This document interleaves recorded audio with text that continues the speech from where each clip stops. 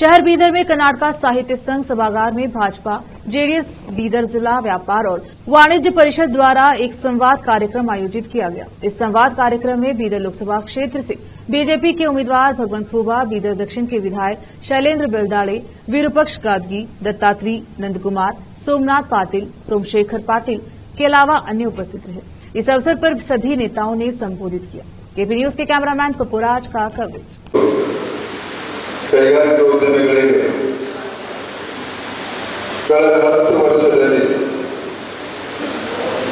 ಸರ್ಕಾರದ ನೀತಿಗಳು is of doing business ಎನ್ನುವಂತಿವು ಮತ್ತು ಅನೇಕ ಕಾನೂನುಗಳಲ್ಲಿ ರೂಲ್ಸ್ ಅಂಡ್ ರೆಗ್ಯುಲೇಷನ್ಸ್ಗಳಲ್ಲಿ ಸರಳೀಕರಣಗೊಳಿಸಿದ ಕಾರಣಕ್ಕಾಗಿ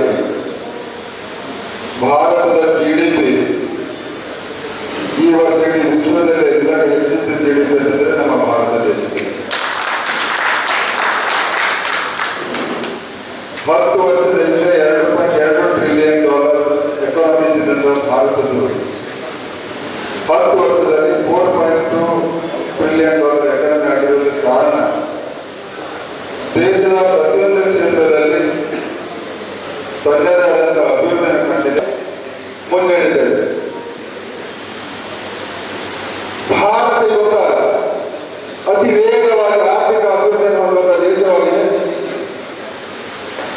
ಕಳೆದ 10 ವರ್ಷಗಳ ಅನುಭವದ ಆಧಾರದ ಮೇಲೆ ಮುಂಬರುವಂತ 25 ವರ್ಷಗಳವರೆಗೆ ಅಂದ್ರೆ 2047ರವರೆಗೆ ಭಾರತ ಆರ್ಥಿಕವಾಗಿ ವಿಶ್ವದಲ್ಲಿ ನಂಬರ್ 1 ದೇಶ ಮಾಡಬೇಕನ್ನುವಂತಹ ಸಂಕಲ್ಪವನ್ನು ಮಾಡಿದೆ. ಹೀಗಾಗಿ ಕುಮಾರ್ ಅವರಿಗೆ ವ್ಯಾಪಾರಸ್ಥರ ಒಂದು ಮಹತ್ವ ಸಂಘಟನೆಯಲ್ಲಿ ರಾಜಕೀಯದಲ್ಲಿ ತಥ್ಯವಾದ ಒಂದು ಶಾಖೆ ಇದೆ.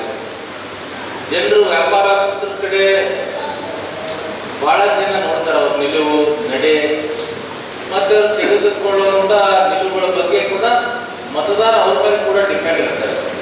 ಇದು ವ್ಯಾಪಾರಸ್ಥರಿಗೆ ಏನೇನು ತೊಂದರೆ ಆಗ್ತಾ ಇದೆ, ವ್ಯಾಪಾರಸ್ಥರಿಗೆ ದಿನನಿತ್ಯ ಸರ್ಕಾರದಿಂದ, ರಾಜ್ಯ ಸರ್ಕಾರದಲ್ಲಿ, ಕೇಂದ್ರ ಸರ್ಕಾರದಿಂದ ಏನು ಅವರಿಗೆ ಸೌಲಭ್ಯಗಳು ದೊರಕಬೇಕು, ಅದಕ್ಕೆ ಇದೊಂದು ಪ್ರಕೋಷ್ಠ ರಾಜ್ಯದಲ್ಲಿ ಎಲ್ಲ 21-22 ಪ್ರಕೋಷ್ಠದಲ್ಲಿ ಇದೊಂದು ಬಹಳ ಮಹತ್ವವಾದ ಪ್ರಕೋಷ್ಠ. ಇದು ವ್ಯಾಪಾರ ನಮ್ಮ ಪಕ್ಷದಲ್ಲಿ ಯಾವ ತರ ತಮ್ಮ ಬಿಸ್ನೆಸ್ ನಲ್ಲಿ ಲಾಭ ಪಡಿಸ್ಕೋಬಹುದು, ಸಲಹೆ ತಗೊಂಡಾದ್ರೂ ಈಗ ಬೇರೆ ರೂಪದಲ್ಲಿ ತೆಗೆದುಕೊಂಡು ಅಲ್ಟಿಮೇಟ್ಲಿ ನಾವು ಅದಕ್ಕೆ ಬರಬೇಕು.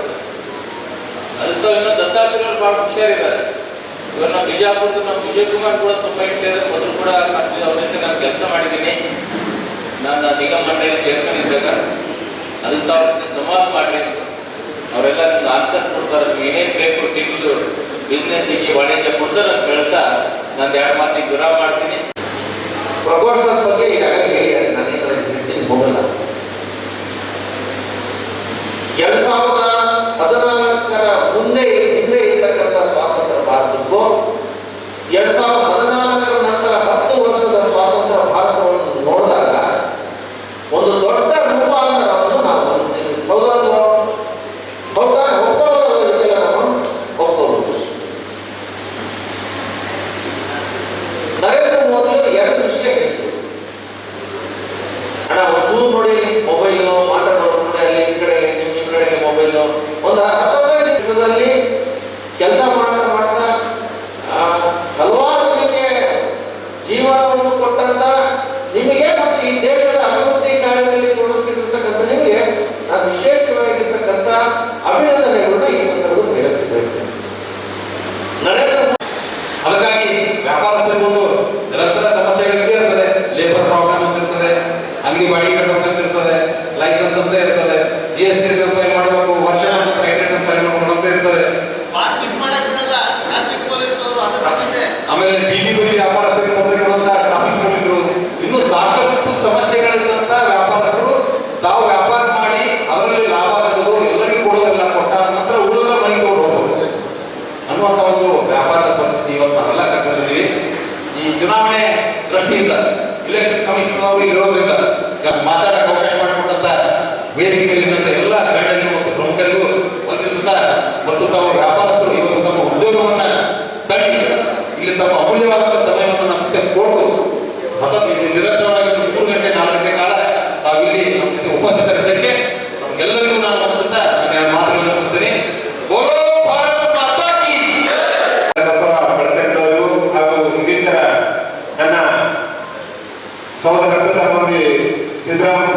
ಗಾದಿಗೆ ಅವರಿಗೂ ಮತ್ತು ನಮ್ಮ ಬೇರೆ ಶಾಸಕರ ಪ್ರತಿಯೊಬ್ಬರಿಗೂ ಅವರು ಎಲ್ಲರಿಗೂ ಧನ್ಯವಾದ ಅರ್ಪಿಸ್ತಾ ದಯಮಾಡಿ ಎಲ್ಲರೂ ಈ ದೇಶಕ್ಕಾಗಿ ನಾವೆಲ್ಲರೂ ದುಡಿಯೋಣ.